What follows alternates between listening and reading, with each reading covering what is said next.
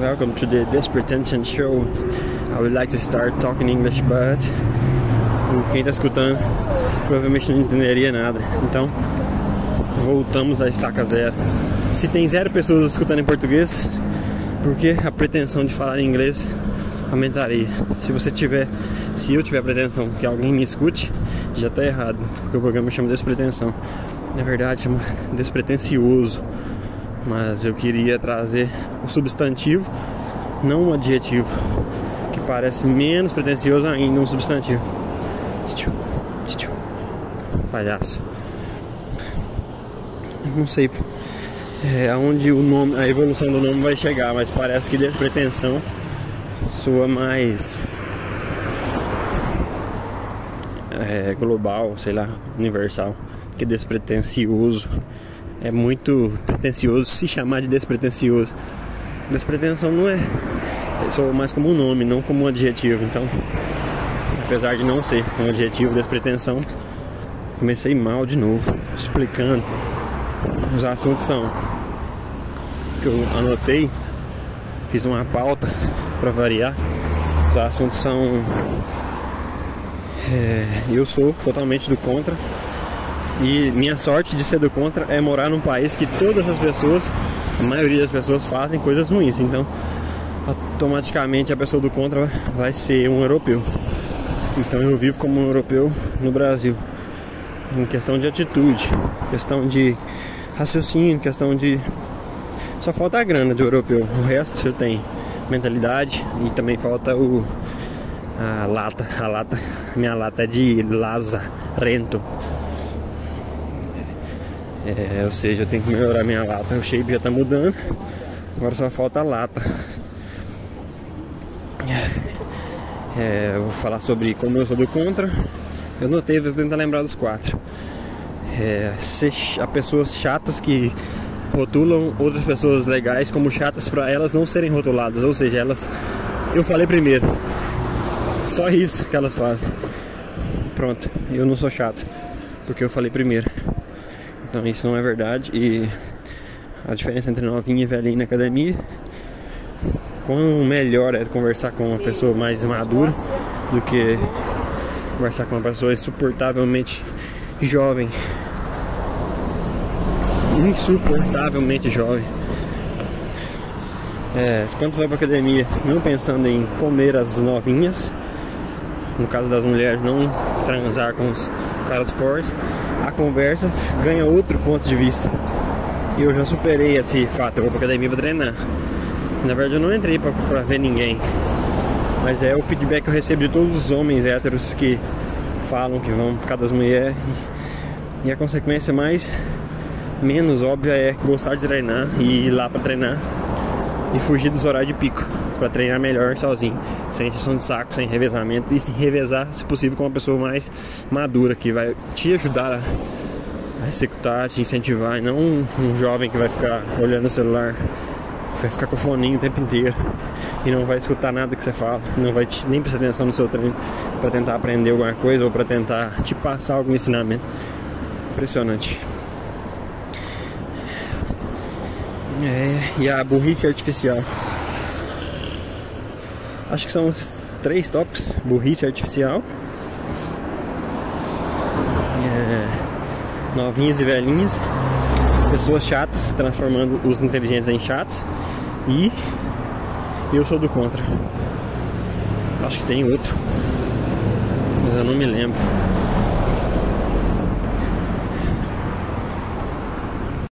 Pausei o vídeo pra olhar como eu posso confiar em alguém que rouba de si mesmo nos exercícios. Não dá pra confiar nessa pessoa. Provavelmente ela vai roubar de você. O conhecimento é diferente de alguém que aprende com você, alguém que te rouba, que usa o que você fala contra você. É mais comum do que parece. Tô pensando em comprar um microfone pra poder fazer entrevistas. Desse jeito que eu tô fazendo, não é tão estúpido quanto poderia ser, mas ainda é amador. Então eu vou esperar fazer um mês de conteúdo, pelo menos uns 30 episódios. Depois eu vou começar a investir. Eu preciso do computador, preciso de mesa de áudio, que eu já tenho, mas a minha tá ruim. Preciso de câmeras novas, já tem, mas a minha é ruim, preciso de muita coisa. Mas isso não é um empecilho para mim continuar. Então eu estou apenas continuando e gravando. Não tô trabalhando agora, segunda-feira, né, 10 horas da manhã, mas eu vou pegar no horário, começar o serviço às 12 horas. Então eu ganhei esse tempo para poder fazer qualquer coisa, inclusive foi um presente para começar a gravar essa porcaria. Vamos começar. Eu sou do contra. O que é ser do contra? Eu converso com alguém que gosta de dormir até tarde. Me dá uma vontade de acordar cedo na hora, porque eu não... Meu padrão de convivência com as pessoas sempre foi de sabotagem. Eu sempre me comparei com as pessoas e nunca cheguei a nenhum ponto de confluência com as atitudes das pessoas. E eu comecei a exacerbar esse comportamento. Se as pessoas bebem refrigerante, automaticamente me dava vontade de não beber. Cerveja foi a mesma coisa. Minha família não bebe mais. As pessoas ao meu redor, a grande maioria, consome álcool. A maioria das pessoas que eu jogava bola junto, amigos, parceiros, jogavam com uma atitude muito de ataque, com uma postura avançada o tempo todo.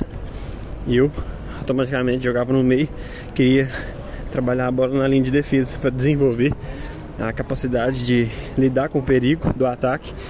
E eu acabei percebendo que a pior pessoa para marcar, fazer a marcação, que é, para quem não entende futebol, ficar cercando os jogadores para tentar roubar a bola. Esse tipo de estratégia de marcação para tentar roubar a bola é feita pelos jogadores de defesa. E eu tava na defesa driblando os atacantes, porque os piores marcadores são os atacantes, que nunca treinaram sequer uma vez na vida marcando. Jogadores burros e não profissionais, óbvio. Mas se as pessoas que treinam marcando, elas não estão te marcando, a chance de roubar a bola é bem menor. Ou seja, eu desenvolvi técnicas de sair jogando, que a gente fala, de desenvolver a bola da defesa para o ataque, apenas agindo como um atacante na defesa, driblando. E eu sempre me sobressaí. Aí eu aprendi que qualquer objetivo que eu tiver, eu consigo me sobressair apenas estudando e desenvolvendo novas técnicas diferentes do que a maioria faz. A partir do momento que a maioria não sabe o que você está fazendo, não conhece, não consegue te decifrar, existe uma chance muito grande de elas não conseguirem te entender nem sobre o que você está falando, sobre abordagem. É bem capaz das pessoas simplesmente acharem você como chato ou doido. No futebol foi sempre assim, eu não tinha nenhum assunto sequer para conversar com meus colegas de equipe, só conversavam sobre besteira. E eu percebi bem cedo que eu não teria como suportar minha solidão dentro do campo. Minha maneira de jogar era tão única, não melhor, tão melhor assim, mas era diferente, tão única que era uma solidão tática.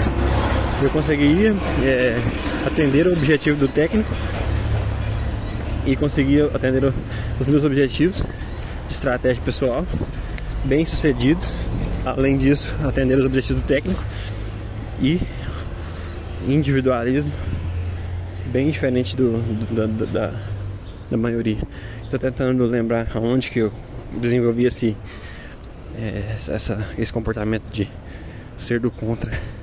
Porque quando as pessoas percebem que você não quer o que a maioria quer, automaticamente você é apontado como do contra e rotulado do contra. É a parte mais fácil de detectar quando alguém não sabe o que está falando, é te rotular. A pessoa pode te perguntar. A melhor maneira de extrair uma personalidade, pelo menos uma parte da personalidade da pessoa é perguntar pra ela. E você tá conversando, se alguém te rotula na sua frente, além de ser uma grande cara de pau, é a prova de que a pessoa não sabe, não tem nenhum controle emocional. Porque a primeira pessoa que contrariou ela simplesmente rotulou na primeira oportunidade, na frente da pessoa, além de ser falta de educação. E eu não abaixo mais a cabeça pra esse tipo de pessoa. Eu acho que não é nem maldoso, é falta de cognição, falta de pensar 3 vezes antes de falar algo, falta de autoconhecimento. Eu não digo que quem faz isso é melhor, apesar de ser as pessoas conseguem gerenciar as próprias emoções melhores, então automaticamente é bem provável da pessoa se valorizar em qualquer atitude ou serviço que ela está prestando, cobrar mais caro, estudar mais, buscar mais conhecimento e assim desenvolvendo uma rede de estabilidade emocional e financeira, investindo certo ou investindo em vários até ver qual área que melhor lhe rende conhecimento ou dinheiro. Que tipo de rendimento? O rendimento é muito taxado como beleza. Rendimento é muito taxado como apenas unitário. Tem certo tipo de rendimento que não precisa ser contabilizado como dinheiro. Nem todos os aspectos da vida são contáveis. Muita gente não entende nem a diferença de contável para incontável. Tipo, uma pessoa é contável, gente não é contável, não existe duas gente. Eu tô dando alguns exemplos, mas quem não entende, simplesmente não entende. Quem entende, já entendeu da primeira vez que eu falei. Na escola, eu agia sempre diferente, sempre tentava respeitar as pessoas mais fracas. Pra mim nunca foi um ponto de discussão respeitar ou não. E depois eu fui descobrir que eu tinha empatia, que é uma palavra bonita para sentimento que é natural do ser humano. Empatia, tem outra palavra que é negócio de superar, resiliência. Essas coisas são naturais de qualquer ser vivo e animal, que principalmente nós descendentes dos macacos. O nome técnico existe, mas eu não sei definir. Você se acha inteligente e não sabe o nome técnico de macaco? Australopithecus. Australop, foda-se. Qual o nome do Australop, foda-se? Cada vez mais que eu passo olhando as lojas, e eu penso que existe um nicho para mim poder desenvolver e ganhar dinheiro, mas cada vez mais que eu estudo, eu sinto menos vontade de ganhar dinheiro com a vontade das pessoas. Parece muito covarde aproveitar a demanda no mercado para poder lucrar. Isso é ser um porco capitalista igual todos os que a gente odeia, mas seria a melhor alternativa para poder ajudar alguém depois de se tornar um porco, mas tentar não deixar o poder do dinheiro subir a cabeça. É difícil. Tipo, é como se você soubesse quais estratégias deveriam ser tomadas para poder enriquecer e depois agir como um rico comunista. É estranho pensar no sucesso dessa forma, mas pra mim seria a única opção.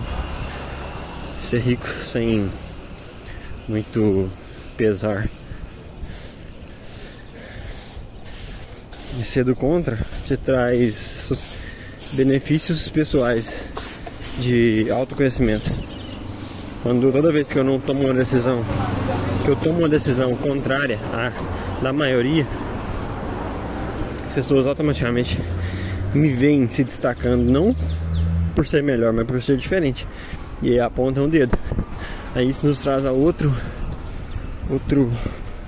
tópico, que é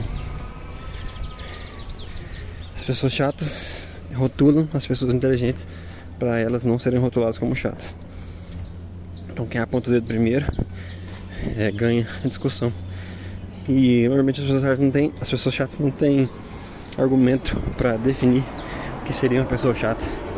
Então seria uma briga injusta de apontar o dedo. Não entendo porque uma pessoa tão sem...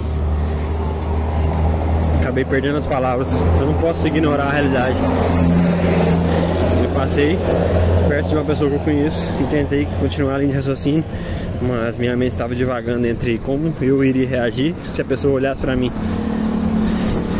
E aconteceu isso 2 vezes durante o percurso. E não admitir essa realidade é pior do que tentar evitar. Então, simplesmente passei reto fingindo que as pessoas não existiam, mas ela estava falando no celular e eu tô fingindo que eu tô falando com o celular, mas não é com outra pessoa diretamente. É com a câmera, com conteúdo sendo gravado. É interessante. Não tentar evitar o que está acontecendo. É dizer exatamente o que está acontecendo quando está acontecendo. Isso é praticamente quebrar o gelo. Estou tentando desenvolver a habilidade de quebrar o gelo ao vivo. Tentei descrever essa atividade como se fosse uma coisa além do que realmente é. Simplesmente quebrar o gelo e admitir a verdade sobre o que está acontecendo. Ser do contra na academia seria treinar certo. Outra vantagem de morar no Brasil em ser do contra. Se eu fosse do contra na Espanha ou na Alemanha, eu treinaria errado. Então, uma vantagem de morar no Brasil e ser do contra é que você vai ser bem sucedido na maioria das coisas.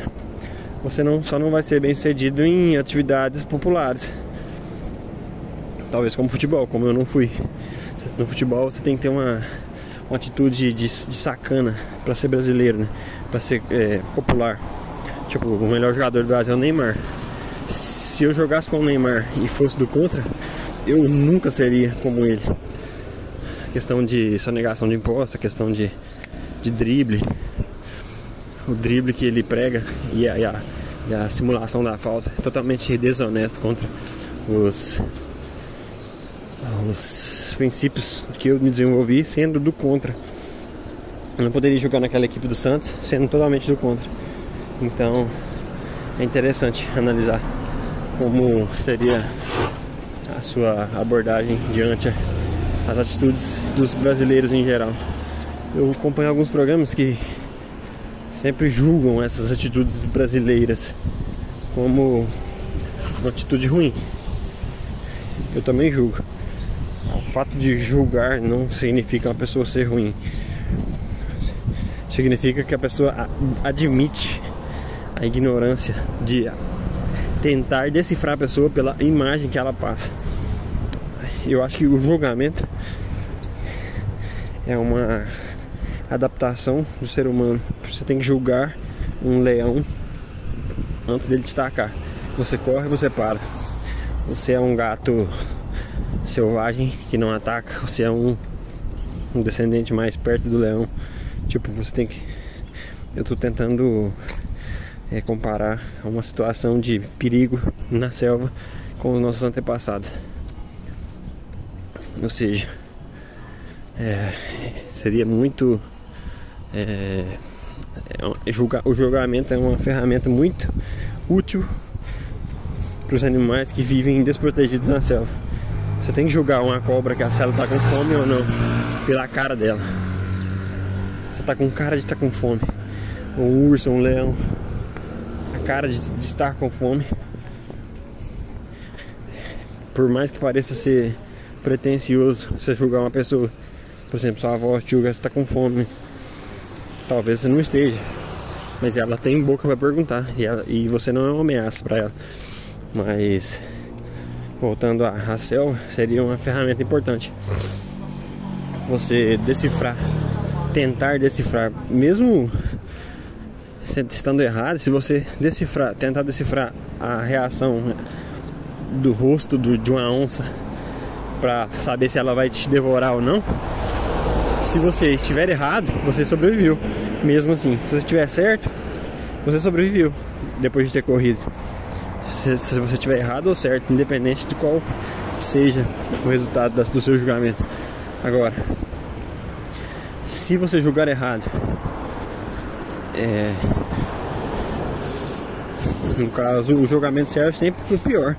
Se você julgar uma pessoa errada, por exemplo, julgar um negro como ladrão, tô defendendo os racistas.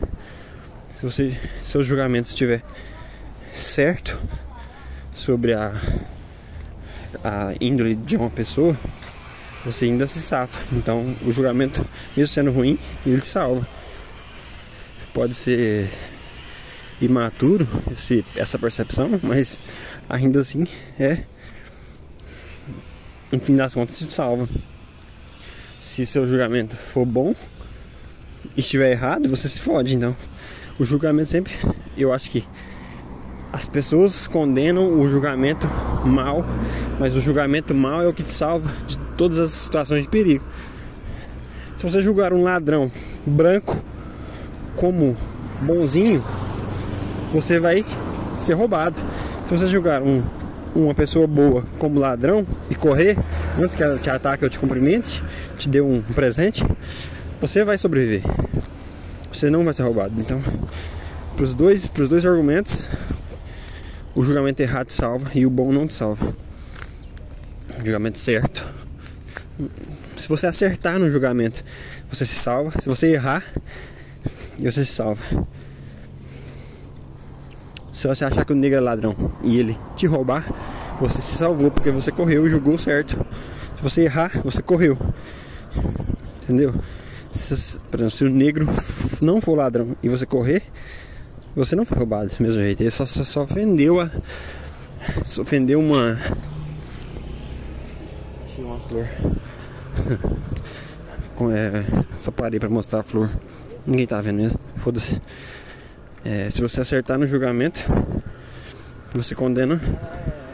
Você só fere algum aspecto da personalidade de uma pessoa.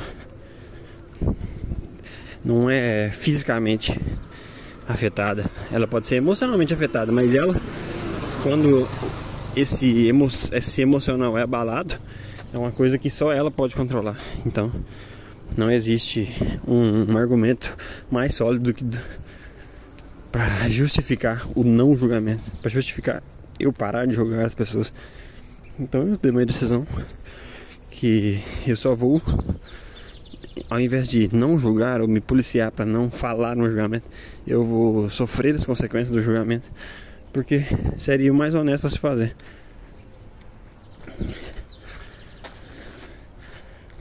Ser honesto é falar o que você está sentindo sem pensar nas consequências. Simplesmente deixar as consequências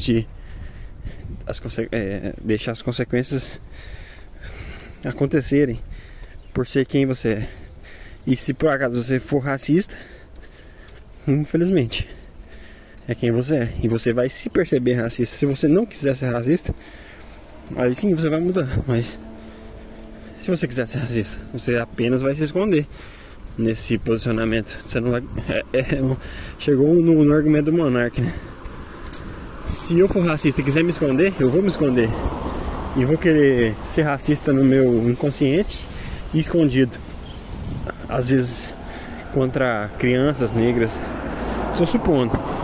Se eu for um racista querendo não ser racista, eu vou expor meus pensamentos e as pessoas vão falar: isso é meio racista.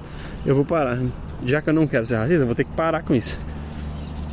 Todos os argumentos indiscutivelmente levam a expor os julgamentos, mesmo os julgamentos ruins. Porque eu posso falar: como que eu vou saber se você não é o que eu estou julgando que você é? Não existe uma fórmula para descobrir antes de julgar. Porque esse julgamento ruim, o que rotula uma pessoa como criminosa, acontece em outras áreas. Por exemplo, uma pessoa é feia, parece burra. Uma pessoa de óculos parece inteligente. E esse tipo de julgamento não fere a pessoa, mas ainda assim é um julgamento ruim. Na esfera de bom e ruim, é um julgamento pior, que denota uma qualidade inferior. A palavra qualidade não tem definição boa ou ruim, pode ser de má qualidade ou de boa qualidade. Muitas pessoas falam que a coisa é de qualidade. Eu fico pensando, esse tipo de chatice que me torna diferente. Eu penso na didática da palavra, na raiz da palavra, no significado da palavra. Isso me torna chato, segundo as pessoas que não querem entender o que a palavra quer dizer. E o chato de verdade é quem ignora os fatos, e não quem pega os fatos e analisa os fatos e tenta se desenvolver em cima da própria linguagem que está tentando se comunicar.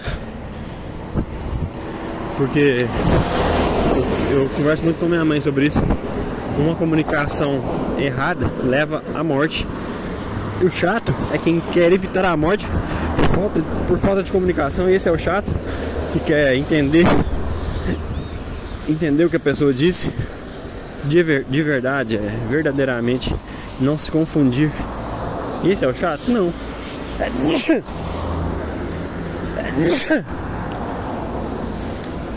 Eu cheguei à conclusão que eu vou ser eu mesmo, independente de se as pessoas julgarem meu comportamento como insuportável ou não. Começando por julgar o comportamento das pessoas que julgam as outras como chatos. Então, é uma decisão difícil para se tomar no Brasil, no interior de Minas, que as pessoas não entendem. Falando assim, as pessoas é sempre a maioria. E a maioria das pessoas não entendem. Eu fui conversar com a menina que chegou de Manaus para morar aqui. A gente não conseguia fugir do fato de que ela era de fora e eu morava no interior.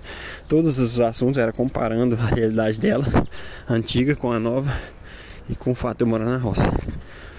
É tão interessante que eu tava querendo achar alguém para falar inglês, e ela falava, quando ela mencionou que morou fora com uma namorada, eu não consegui introduzir o assunto de que eu também falo, mas eu mencionei. Mas é impressionante como ela não escutou. Só que ela não tinha vontade de conversar nada em inglês com alguém. Eu que tinha, então eu que tinha que buscar essa aproximação, ou fazer ela entender que eu não estava falando só pra me aparecer. Olha quem tá aqui. Correu. Não tentando me mostrar. Porque a maioria das pessoas que falam que não são fluentes. Sempre a maioria. A maioria das pessoas que falam que são fluentes são intermediárias, porque não conseguem nem perceber a própria evolução. Porque é difícil encontrar alguém que fala inglês fluente, de verdade. Eu me considero fluente porque eu nunca parei de estudar e eu estou sempre percebendo os meus erros. O fato de eu ser fluente, em português inclusive, é perceber os erros, os maus entendidos, as más percepções da própria linguagem, e buscar essa compreensão total do assunto ou da palavra, independente de quem disse e disse o que. É complicado se expressar dessa maneira. Sempre vai voltar para o assunto da maioria não entender, mas não é tão difícil de compreender se você parte do pressuposto que o certo é o certo. Não precisa ter medo de estar certo, porque as pessoas erradas fazem você sentir medo de você estar certo, para a parte errada das pessoas erradas parecerem menos erradas. Essa é uma eterna batalha entre quem age corretamente contra quem não sabe o que está fazendo. É difícil continuar no caminho. A maioria das pessoas não entendem por que continuar batalhando essa guerra perdida.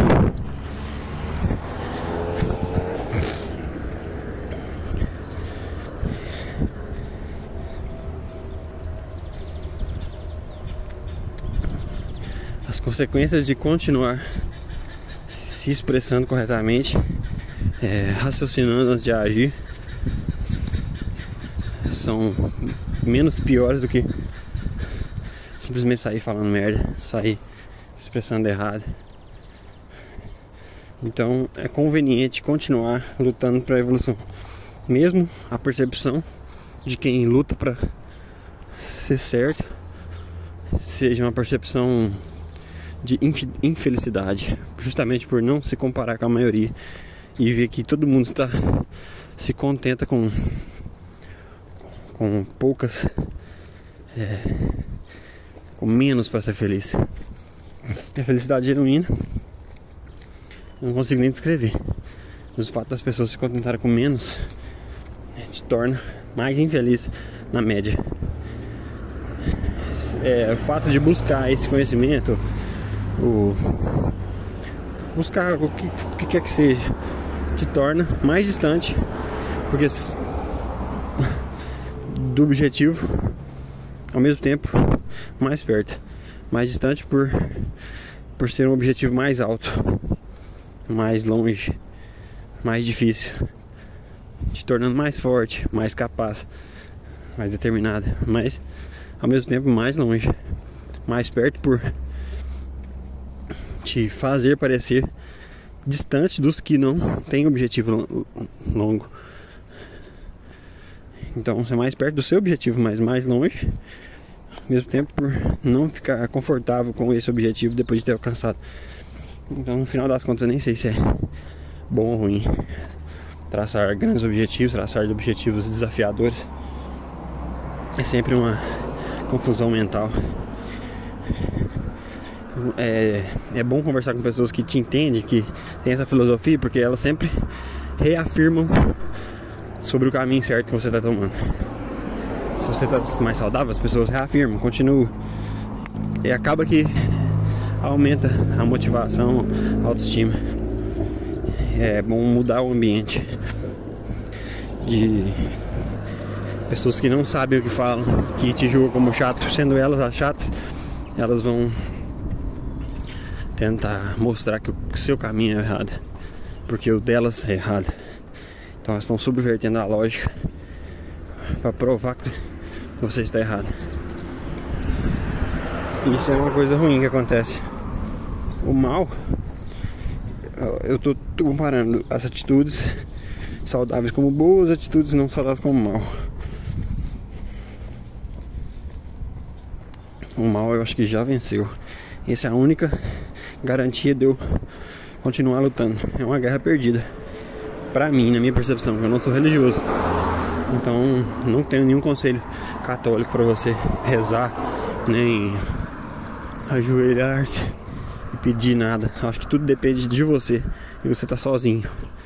Mesmo que se você tenha uma esposa, uma namorada, um melhor amigo, eu sempre estive sozinho. A única forma de eu melhorar foi sentir essa solidão e me agarrar nela. Chamei várias pessoas para correr comigo, tentei chamar pessoas para conversar, para ver se eu tinha coragem. Eu decidi fazer sozinho, porque eu apenas abracei a minha solidão e continuei sozinho, do jeito que eu estava antes, só que agora melhor sozinho do que mal acompanhado. Essa má companhia, ela já existe em todo lugar. Se você perceber, todo lugar tem más companhias. Então é mais difícil você perceber a realidade exata quando você tem más companhias, porque todas as atitudes são reforçadas. Se você vai, sei lá, subir num lugar perigoso, as más companhias vão te incentivar e vão falar que você, se você não subir, você é fraco, distorcendo a realidade. Se tiver uma boa companhia, ela vai falar: se você tem certeza, você faz. Se você está preparado, você faz. Vamos nos preparar para depois a gente fazer isso, subir em algum lugar perigoso. Eu vou me preparar junto com você, mas eu não vou subir, mas eu só vou estar do seu lado te apoiando. Existe uma grande diferença. Já mudando de assunto, da água pro H2O, amizade. Ultimamente eu tenho retomado algumas amizades e acabei de perceber que depende dos dois lados para poder a amizade poder se fortalecer de novo, se renascer. Por que não formar novos amigos? Ou tentar... E por que tentar reatar as amizades antigas? Seria mais confortável. Mas para reatar as amizades antigas eu devo trabalhar alguns aspectos interiores, como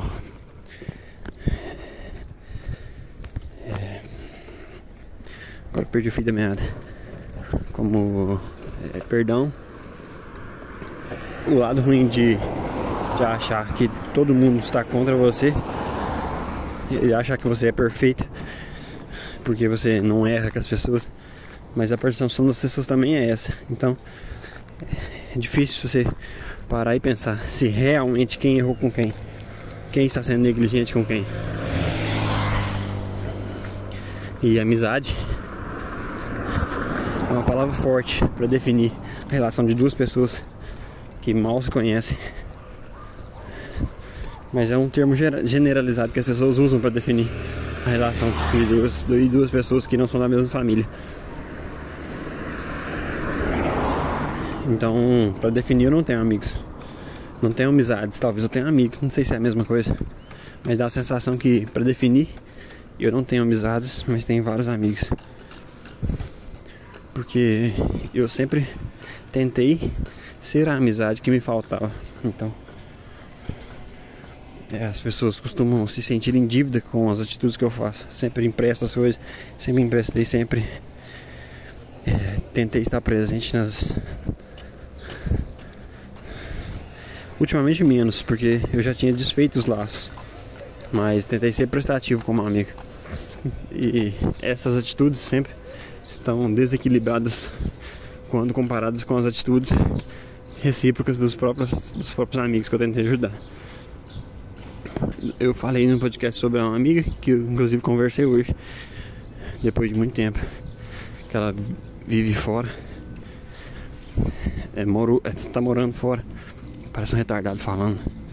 Quando a insegurança bate, parece um incrível retardado falando. A princípio eu não sabia se eu falava sobre ela, e eu resolvi falar e abrir um pouco sobre o que eu estava sentindo naquele episódio, que, se eu não me engano, foi o último.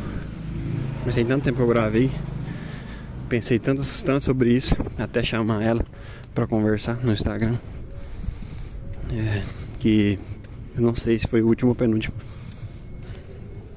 mas de qualquer maneira foi legal para refazer um laço. Como a gente fala em inglês, ela tá aprendendo, eu já falo há um tempo.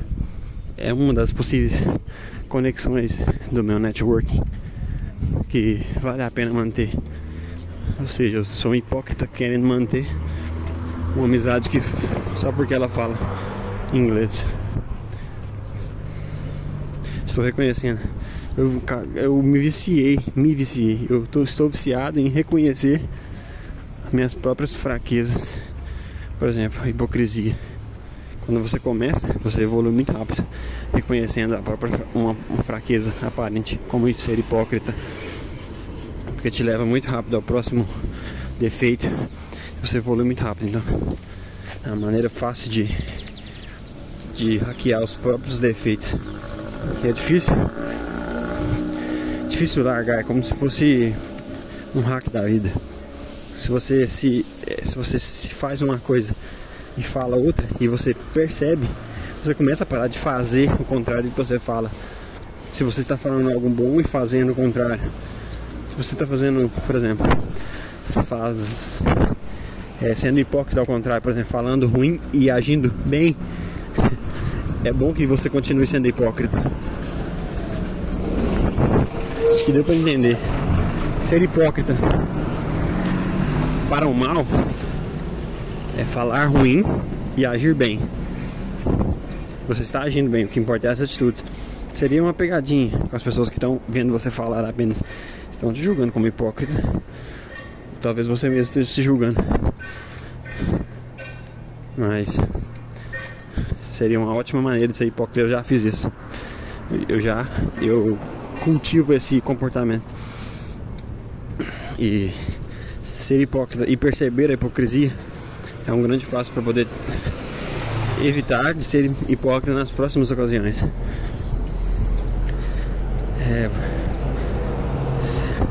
Voltando ao fato de que estou treinando há quase 2 anos, meu corpo transformou positivamente. É satisfatório ser o do contra numa sociedade mole, uma sociedade fraca. Ser do contra, ser diferente dessas pessoas é bom para minha saúde. Depois que eu decidi ser diferente de propósito, agir diferente simplesmente porque as pessoas são iguais, comecei a perceber os benefícios. E como eu tinha falado antes, é um privilégio estar num país ruim e ser do contra.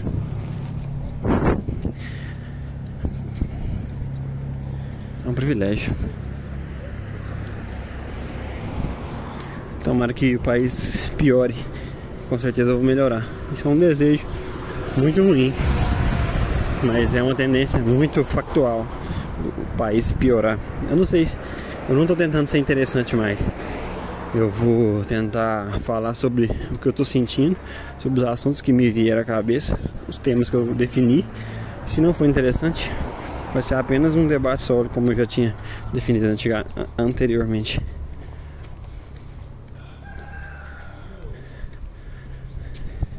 A capacidade que você tem de diferenciar atitudes de pessoas mais novas, pessoas mais velhas, é muito interessante. Muitas pessoas não param para pensar na diferença entre duas atitudes e como uma pessoa madura te trata, como uma pessoa imatura te trata. Na busca pelo amadurecimento, é nítido você reconhecer o amadurecimento de uma pessoa madura. Quando você é imaturo, você não reconhece a imaturidade de outra pessoa imatura. Seriam duas pessoas numa corda, num cabo de guerra, puxando o contrário. E quando duas pessoas maduras se encontram, o papo seria um cabo de guerra onde duas pessoas estão se puxando, não puxando contra. Então, no cabo de guerra maduro, duas pessoas se encontram no meio da corda. E um cabo de guerra entre duas pessoas imaturas, as pessoas se afastam até a corda arrebentar.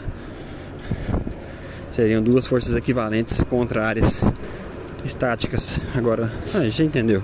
Ficar repetindo a mesma teoria, parece um velho contando piada, repetindo. É difícil diferenciar maturidade de velhice, porque nem todo velho é maduro e nem toda pessoa jovem é imatura.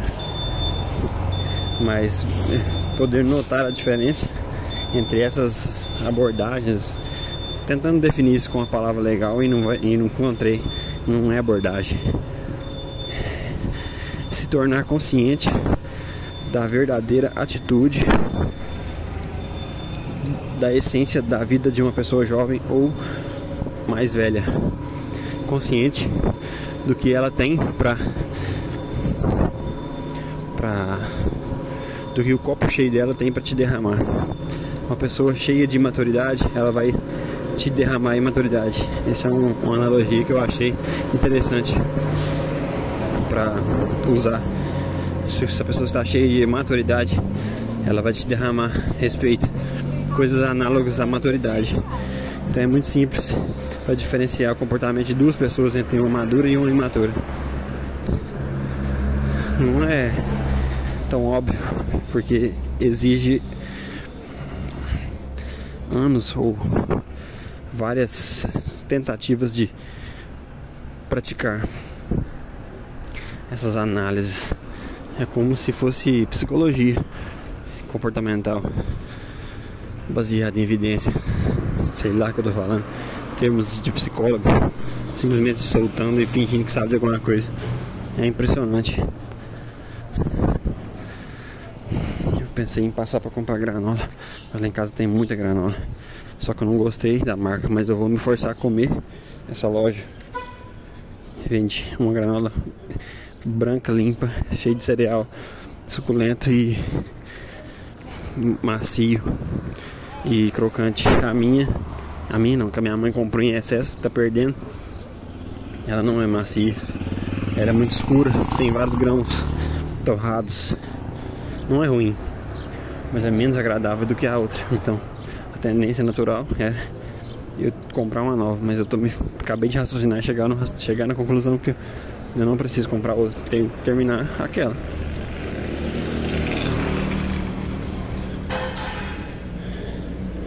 Preciso ir embora almoçar.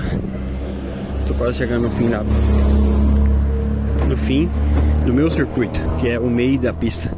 Eu comecei do meio, fui até o final de uma ponta e voltei até o outro final e vou terminar meu circuito no meio da pista, da onde que eu comecei. Então é complicado. Tudo se resume a complicado.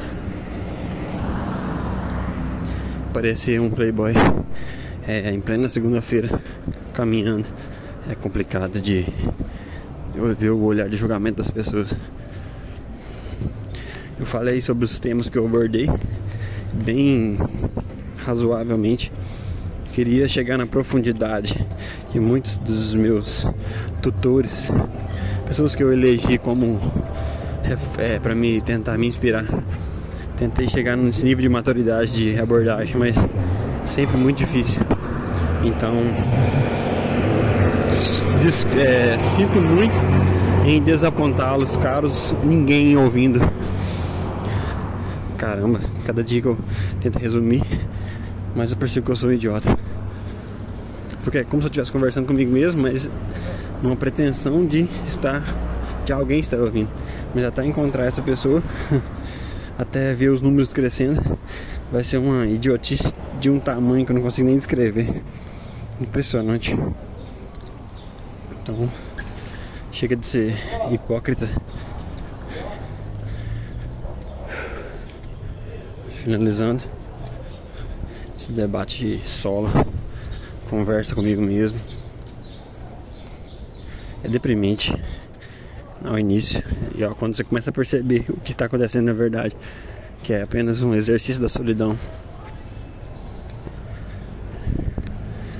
Eu vou tentar convidar alguém de verdade para participar desse debate, tentar eleger um assunto polêmico para poder ficar interessante, porque senão vai ficar muito chato. E eu tenho medo de ser chato de verdade, não ser chato pelo julgamento dos chatos reais. Então, tô me despedindo. Vou acabar de virar aqui na faixa e ir embora. Vai ser breve. Enquanto eu estiver fingindo que eu tô falando com alguém, vai parecer uma pessoa normal. A partir do momento que a realidade se desse na cabeça de quem tá ouvindo, aí seria constrangedor. Então a habilidade de atuar enquanto tá gravando é impressionante. Não posso nem imaginar o que seria. Sou praticamente um ator.